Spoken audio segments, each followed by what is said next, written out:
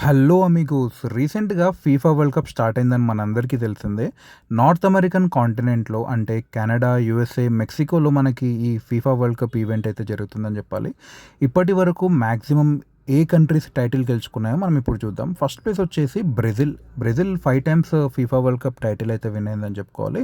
So, ఇది one of the greatest achievement అని చెప్పొచ్చు ఫీఫా హిస్టరీలో.